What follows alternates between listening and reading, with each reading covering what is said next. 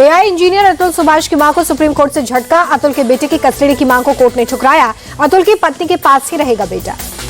अतुल की मां ने 4 साल के पोते की कस्टडी को लेकर याचिका दायर की थी। सुप्रीम कोर्ट ने कस्टडी के लिए लोअर कोर्ट में जाने की छूट दी। दिल्ली दंगों के आरोपी ताहिर हुसैन को लेकर सुप्रीम कोर्ट सख्त। कोर्ट ने कहा ऐसे लोगों के चुनाव लड़ने पर रोक होनी चाहिए। ताहिर हुसैन ने प्रचार के लिए मांगी है जमानत। बीजेपी सांसद मनोज तिवारी का आप पर निशाना। का आम आदमी पार्टी रोहिंग्या और बांग्लादेशियों को देती है संरक्षण। मनोज तिवारी ने कहा कि दिल्ली के लोग चुनाव में अवैध घुसपैठियों को समर्थन देने वाली पार्टी को बाहर करेंगे। आपके प्रत्याशियों को जनता देगी मुंहतोड़ जवाब। बीजेपी ने आप और कांग्रेस पर साधा निशाना। अनुराग ठाकुर बोले देश विरोधी ताकतों से हाथ मिलाते हैं आप और कांग्रेस। बीजेपी बोले कि राहुल गांधी और केजरीवाल डबल डेटिंग कर रहे हैं। अफजल गुरु हो या और कोई मामला, कांग्रेस और आपका स्टैंड एक। दिल्ली चुनाव में 14 जनसभाएं करेंगे योगी आदित्यनाथ। 23 जनवरी को पहली रैली। मुस्लिम बाहुल्य इलाकों में भी जाएंगे। दिल्ली के प्रचार में योगी की एंट्री पर आप नेता सौरभ भारद्वाज बोले बटेंगे तो कटेंगे नारे पर कोई नहीं आएगा। दिल्ली के बच्चों को ये सब ना सिखाएं। आपने पोस्टर जारी कर बीजेपी पर हमला किया। पूछा बीजेपी का दूल्हा कौन। आपने बीजेपी के खिलाफ जारी किया पोस्टर। अमित शाह प्रवेश वर्मा की फोटो लगाकर लिखा चुनाव हारता देख हमले करने लगी है गैंग्स ऑफ बीजेपी। दिल्ली को लेकर बोली राज्यसभा सांसद स्वाति मालीवाल पहले दिल्ली को ऐसे कभी नहीं देखा। सड़कें टूटी हैं, पानी दूषित है। संदीप दीक्षित ने आप और बीजेपी पर साधा निशाना। बोले दोनों विकास की बात नहीं करते, हम विकास के मुद्दे पर चुनाव लड़ रहे हैं। दिल्ली चुनाव को लेकर बोले कांग्रेस नेता सचिन पायलट दिल्ली में कांग्रेस की स्थिति मजबूत है, हमारे पक्ष में आएंगे परिणाम। पायलट बोले कि दिल्ली की जनता आप और बीजेपी के बीच वर्चस्व की लड़ाई में फंस गई है। लोग शीला दीक्षित के विकास को याद कर रहे हैं। ग्रेटर कैलाश में बीजेपी के चुनाव कार्यालय का उद्घाटन सांसद बांसुरी स्वराज और उम्मीदवार शिखा राय ने उद्घाटन किया। बीजेपी प्रत्याशी कैलाश गहलोत का बड़ा दावा। कहा दिल्ली चुनाव में बीजेपी की जीत होगी। आम आदमी पार्टी ने लोगों से किए वादे पूरे नहीं किए। आज अस्पताल से डिस्चार्ज नहीं होंगे सैफ अली खान। डॉक्टर्स बोले 1-2 दिन में डिस्चार्ज पर लेंगे फैसला। अभिनेत्री शर्मिला टैगोर लीलावती अस्पताल पहुंची। बेटे सैफ अली खान से की मुलाकात। सैफ के हमलावर शहजाद को लेकर बड़ा खुलासा। ऑनलाइन पेमेंट से पुलिस की रडार पर आया।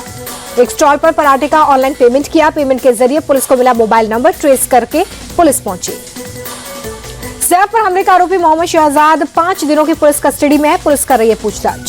सैफ हमले के आरोपी के बांग्लादेशी होने पर सियासत। संजय राउत बोले भय पैदा करने के लिए बांग्लादेशी कनेक्शन लाया गया। बांग्लादेशी यहां आया तो शाह जिम्मेदार। बीजेपी के सवालों पर आम आदमी पार्टी का जवाब। महाराष्ट्र में बीजेपी ने बांग्लादेशियों को पनाह दी। महाराष्ट्र में बांग्लादेशियों को बसाने में बीजेपी की साठगांठ। मुंबई में शरद पवार के घर पहुंचे उद्धव ठाकरे। राजनीतिक हालातों पर चर्चा की। 31 जनवरी को संसद में राष्ट्रपति का संबोधन। 1 फरवरी को बजट पेश होने के बाद 13 फरवरी तक सत्र का पहला चरण होगा। दूसरा चरण 10 मार्च से 4 अप्रैल तक। पटना दौरे पर लोकसभा अध्यक्ष ओम बिरला। विधानसभा का दौरा किया। गार्ड ऑफ ऑनर दिया गया। सुप्रीम कोर्ट ने राहुल गांधी को दी राहत। निचली अदालत ने मानहानि केस पर लगाई रोक। झारखंड सरकार और शिकायतकर्ता को नोटिस जारी। छत्तीसगढ़ के मुख्यमंत्री विष्णुदेव साय ने आज के दिन को ऐतिहासिक बताया। पंडित दीनदयाल उपाध्याय भूमिहीन कृषि मजदूर कल्याण योजना का वादा पूरा किया। 10-10 हजार रुपए का चेक मिला। सीएम साय बोले कि मोदी की गारंटी का एक और काम पूरा हुआ है। 5,62,112 भूमिहीन कृषि मजदूरों को दी गई सहायता। गोरखपुर में सीएम योगी ने नए मीटिंग हॉल का उद्घाटन किया। विकास कार्य और कानून व्यवस्था की समीक्षा की। धामी कैबिनेट का बड़ा फैसला। यूसीसी की नियमावली को दी मंजूरी। धामी बोले यूसीसी लागू करने की तारीख जल्द घोषित करेंगे। वॉशिंगटन में गोलीबारी में रवि तेज नाम के भारतीय की मौत हो गई है। नौकरी की तलाश में थे। रक्षा मंत्री राजनाथ सिंह ने दिल्ली में डीजी एनसीसी कैंप का निरीक्षण किया। जवानों और एनसीसी कैडेट से मुलाकात की। कुंभ के लिए लगातार प्रयागराज पहुंच रहे श्रद्धालु। एयरपोर्ट पर सुरक्षा के पुख्ता इंतजाम। प्रशासन की कड़ी नजर। सुरक्षा व्यवस्था को लेकर पुलिस का बयान। बढ़ती भीड़ को मैनेज करना एक बड़ा चैलेंज है। एयरपोर्ट पर लगातार पेट्रोलिंग हो रही है। संगम घाट हो गया फुल। प्रशासन ने भक्तों से दूसरे घाट पर जाने की अपील की। महाकुंभ मेले में देश भर से पहुंच रहे कलाकार। भगवान हनुमान के अवतार में कलाकार को देखने के लिए भीड़ उमड़ी। बागेश्वर धाम के पीठाधीश्वर पंडित धीरेन्द्र शास्त्री बोले महाकुंभ में रील के लिए नहीं रियल के लिए जाएं। यह आस्था का विषय, किसी को वायरल करने का नहीं। महाकुंभ मेले में हेलीकॉप्टर बुकिंग के नाम पर 4 युवकों से ठगी। पुलिस कर रही है जांच। यूपी के डिप्टी सीएम केशव प्रसाद मौर्य का अटैक। महाकुंभ को लेकर अखिलेश की बेचैनी। चुनावी हार की बौखलाहट का नतीजा।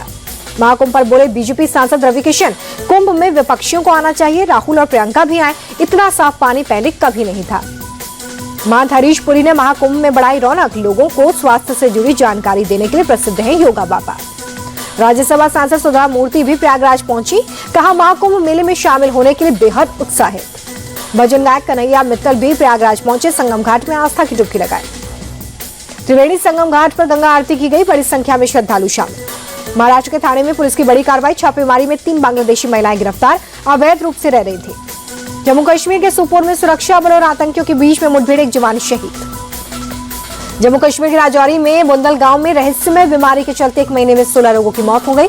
लोगों को सुरक्षा जरूरी चीजें मुहैया कराने में जुटी है आर्मी। शेरन राज हत्याकांड में आरोपी प्रेमिका ग्रीष्मा को फांसी की सजा, जूस में जहर देकर प्रेमी की हत्या की थी।